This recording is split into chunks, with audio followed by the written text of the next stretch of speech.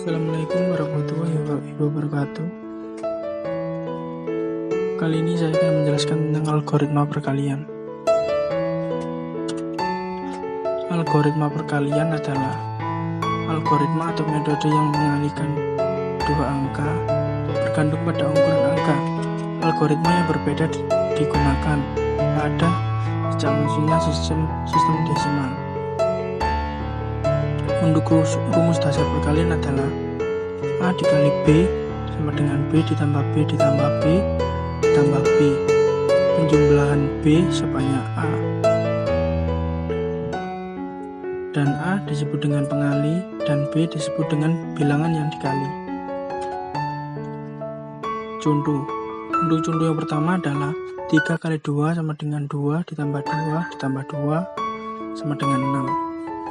Perkalian di atas dibaca 3 dikali 2, yang artinya penjumlahan berulang angka 2 sebanyak 3 kali. Contoh yang kedua, 2 kali 3 sama dengan 3 ditambah 3 sama dengan 6. Perkalian di atas dibaca 2 kali 3, yang artinya penjumlahan berulang angka 3 sebanyak 2 kali. Walaupun secara matematis menghasilkan nilai yang sama, secara gramatikal keduanya bentuk dinadas yang berbeda. Berikut penjelasan tentang algoritma perkalian. Terima kasih. Assalamualaikum warahmatullahi wabarakatuh. Perkenalkan, nama saya Ahmad Mukhlasin dari kelompok 5. Di sini saya akan menjelaskan algoritma tentang KPK. Apa sih KPK itu? KPK adalah kelipatan persekutuan terkecil. Dalam aritmatika dan teori bilangan, KPK dari dua bilangan adalah bilangan bulat terkecil yang habis dibagi oleh kedua bilangan itu. Metode penyelesaiannya, di sini saya akan menjelaskan dua metode. Yang pertama metode irisan himpunan dan kedua metode faktorisasi bilangan prima. Metode irisan himpunan ini pertama kita tentukan himpunan kelipatan-kelipatan positif dari bilangan pertama dan bilangan kedua. Kemudian kita tentukan himpunan persekutuan kelipatan dari bilangan-bilangan itu. Dan akhirnya kita pilih bilangan terkecil dari himpunan itu. Contohnya, tentukan KPK dari 8 dan 12. Jawabannya, misal himpunan positif dari 8 dan 12 adalah H8 dan H12, maka akan terjadi himpunan H8 sama dengan 8, 16, 24, 32, 40, 48, 56, 64, 72, dan seterusnya. Sedangkan H12 adalah 12, 24, 36, 48, 60, 72, dan seterusnya. Himpunan persekutuan dari H8 dan H12 adalah 24, 48, dan 72. Dari bilangan terkecil, himpunan tersebut ialah 24. Yang kedua, metode faktorisasi bilangan prima. Metode irisan himpunan untuk menentukan KPK seringkali terlalu panjang, khususnya ketika digunakan untuk menentukan KPK dari 3 atau lebih bilangan-bilangan asli. Metode lain yang mungkin lebih efisien untuk menentukan KPK dari beberapa bilangan adalah metode faktorisasi prima. Contohnya, tentukan KPK dari 40 dan 12. Jawab, faktorisasi bilangan prima dari 40 dan 12 ialah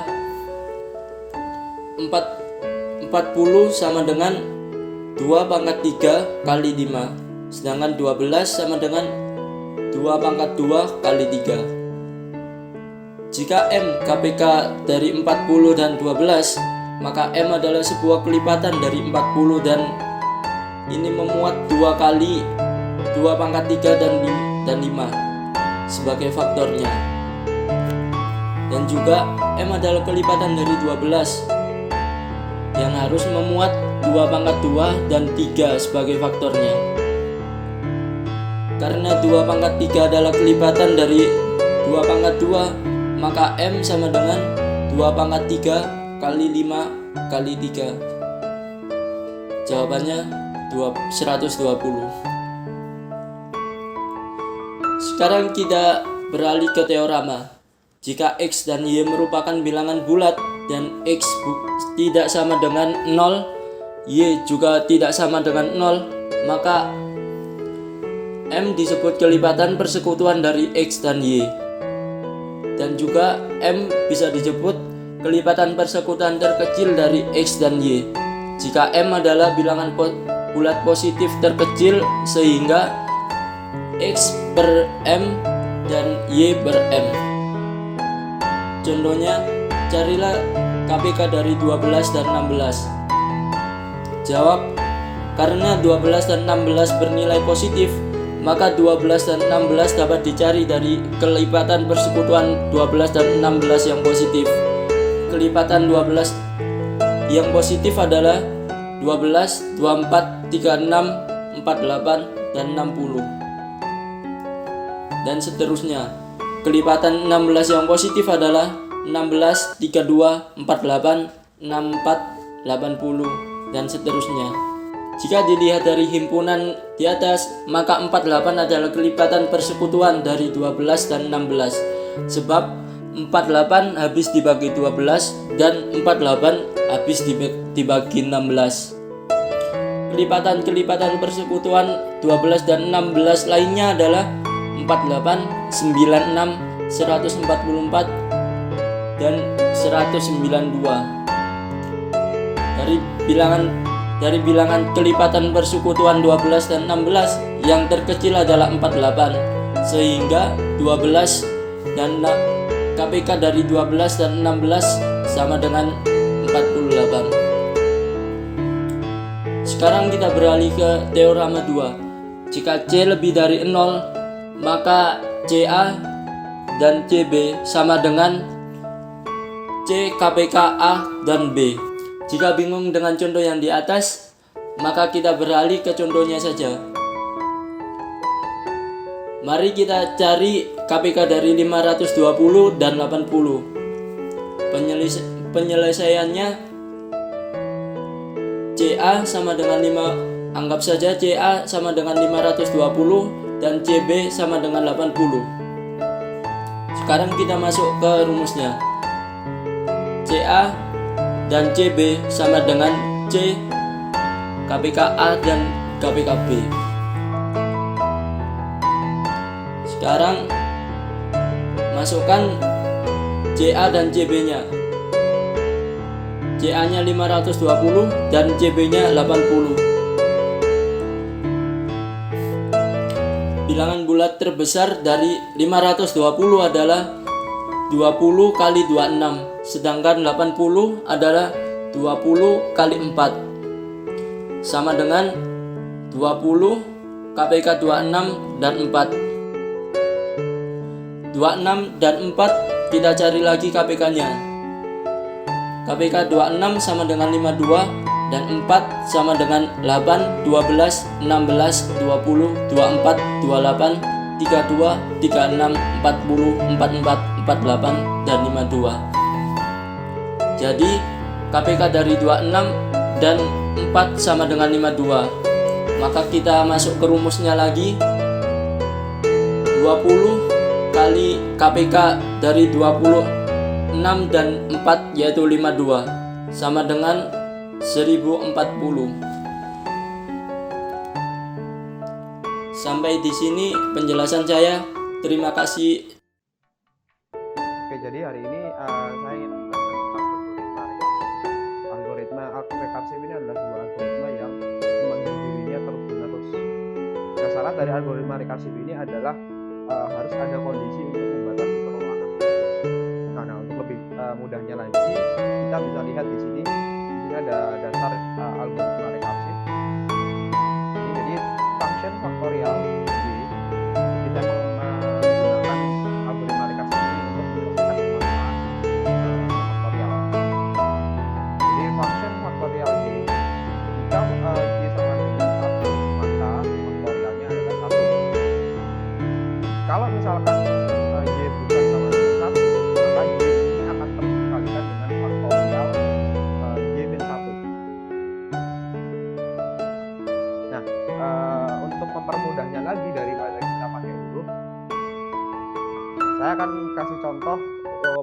misalkan saya ingin mencari faktorial dari 6. Jadi ini dasar algoritma yang tadi. Ini saya pindahkan. Jadi y-nya itu saya ganti jadi 6. Jika 6 sama dengan 1, maka faktorialnya adalah 1. Nah, karena 6 itu bukan sama dengan 1, maka kita menggunakan yang else. Jadi yang begini. Faktorial 6 dikali faktorial 6 dikali dengan faktorial 6 min 1. Jadi faktorial 6 adalah 6 dikali faktorial 5. Nah, ini kan belum ketemu 1, maka kita cari lagi. 6 dikali 5 dikali faktorial 4. Jadi karena belum ketemu 1 juga, kita cari lagi. Jadi 6 dikali 5 dikali 4 dikali faktorial 3. Jadi selama ini kalau belum ketemu 1 akan kita kalikan terus dengan faktorial yang kita turunkan. Oke, karena ini ketemunya 3, maka kita lanjutkan dulu. 6 dikali 5 dikali 4 dikali 3 faktorial 2. Belum ketemu 1 juga, kita cari lagi. 6 dikali 5 dikali 4 dikali 3 dikali 2 faktorial 1. Nah, karena faktorialnya udah ketemu 1, maka kita cari hasilnya. Jadi hasilnya adalah 6 dikali 5 dikali 4 dikali 3 dikali 2 dikali 1. Maka hasilnya adalah 6 dikali 5 dikali 24. 24 ini hasil dari 4 kali 3 kali 2 kali 1. Kemudian setelah itu kita kerjakan dulu yang ini. 5 kali 24 jadi 120. Maka 6 dikali 120 adalah 700. Jadi faktorial dari 6 dengan menggunakan algoritma rekarsi adalah 720. Jadi cara mencarinya seperti itu. Ini angka dari variabel y ini bisa diganti dengan angka apapun. Selama faktorialnya belum ketemu 1, seperti yang didefinisikan di sini, ini akan dicari terus sampai dengan dia ketemu 1. Nah, maka faktorial 1 ini adalah sebagai penjeda dari algoritma rekarsif yang terus berulang-ulang itu. Karena kalau nggak ada faktorial 1 ini, maka algoritmanya akan terus berulang-ulang. Jadi ini contohnya seperti yang sudah saya jelaskan tadi, kita ulangi lagi. Jadi selama faktorial ini belum ketemu 1, maka akan dicari terus angkanya. Dan angka 5 ini akan dipilih di sini untuk perkaliannya, kemudian kali faktorial 4. Faktorial 4 ini karena masih 4, dia akan berubah sini. Jadi 5-nya akan turun dikali 3 dikali faktorial 3. Kemudian faktorial 3-nya akan turun lagi. 4-nya juga ikut turun lagi. Jadi 3, jadi 6 kali 5 kali 4 kali 3 faktorial 2. Karena belum ketemu lagi, kita turunkan 2-nya. Nah, ketemulah baru faktorial 1. Kalau udah ketemu faktorial 1, baru perkalian di ujungnya. Ketemunya adalah 720. Oke, mungkin itu aja penjelasan tentang algoritma rekarsif dari saya juga. Terima kasih, dan nanti akan dijelaskan untuk materi selanjutnya akan dijelaskan oleh teman saya. Terima kasih. Di sini saya akan menjelaskan tentang algoritma pembagian. Definisi algoritma pembagian itu sendiri adalah algoritma yang menyatakan A sebagai bentuk dari perkalian antara kelipatannya dengan hasil baginya yang dijumlahkan dengan sisa pembaginya. Dan untuk umum algoritma pembagian itu sendiri ialah setiap bilangan bulat A dapat dinyatakan dalam bentuk sebagai berikut.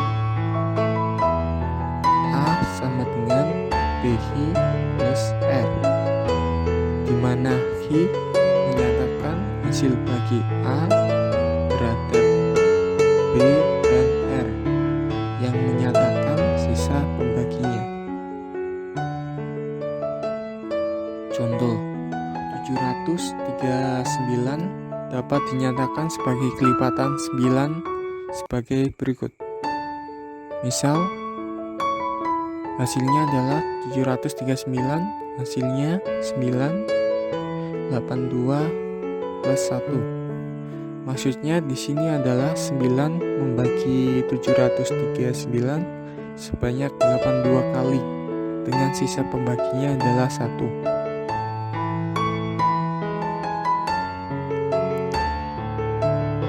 Untuk angka 1 yang di belakang ini diperoleh dari hasil dari 82 kali 9 kan hasilnya 738. Dan hasil angka awal adalah 739 dikurangi hasil dari 82 kali 9 itu tadi. Jadi 739 kurangi 738 sama dengan 1. Dari angka itulah yang diperoleh dari hasil plus 1 di belakang itu tadi. Sekian penjelasan algoritma pembagian dari saya. Terima kasih. Assalamualaikum warahmatullahi wabarakatuh. Perkenalkan, nama saya Dwi Prasetyo. Saya dari kelompok 5. Di sini saya akan menjelaskan tentang algoritma FPP. Oke.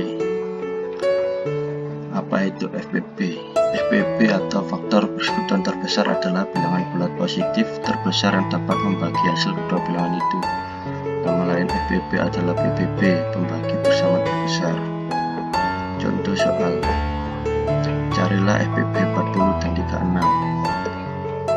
Kita cari dulu faktor pembagi dari 40 itu, yaitu 1, 2, 4, 5, 8, 10, 20, 40. Lalu kita cari faktor pembagi dari 36. 1, 2, 3, 4, 9, 12, 18, 36. Selanjutnya kita cari faktor yang sama, yaitu 1, 1, 2, 2, 4, 4. Lalu kita cari faktor yang terbesar, yaitu 4. Jadi FPP dari 40 dan 36 adalah 4.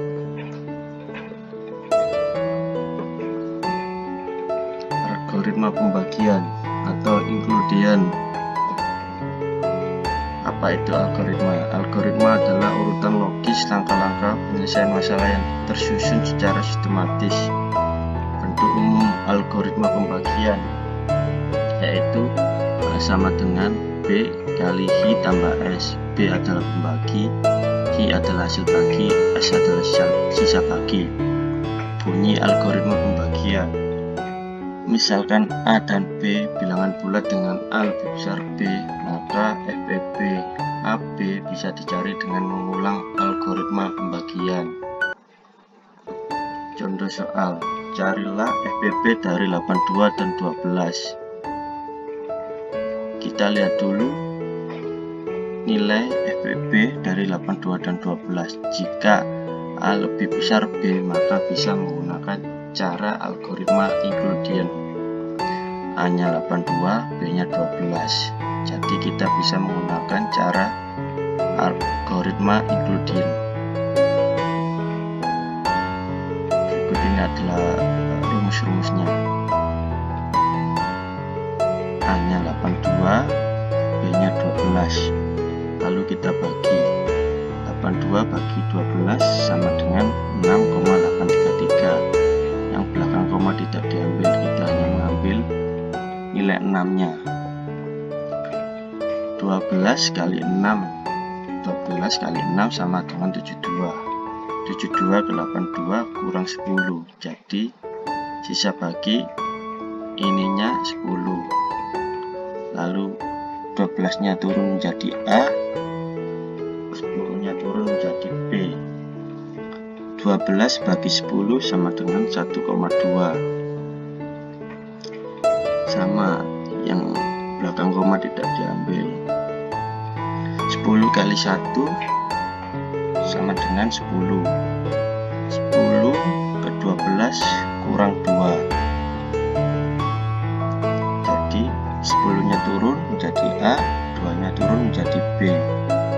10 bagi 12 sama dengan 5. 2 kali 5 sama dengan 10. Dan tidak ada sisa baginya lagi. Jika sisa bagi sudah 0, berarti algoritma inclusion sudah selesai. Jadi FPP dari 82 dan 12 adalah 2. FPP-nya adalah sisa bagi terakhir adalah hasil FPP. sisa bagi terakhirnya adalah 2. Jadi FBB dari 82 dan 12 adalah 2. Itu yang bisa saya sampaikan tentang algoritma FBB.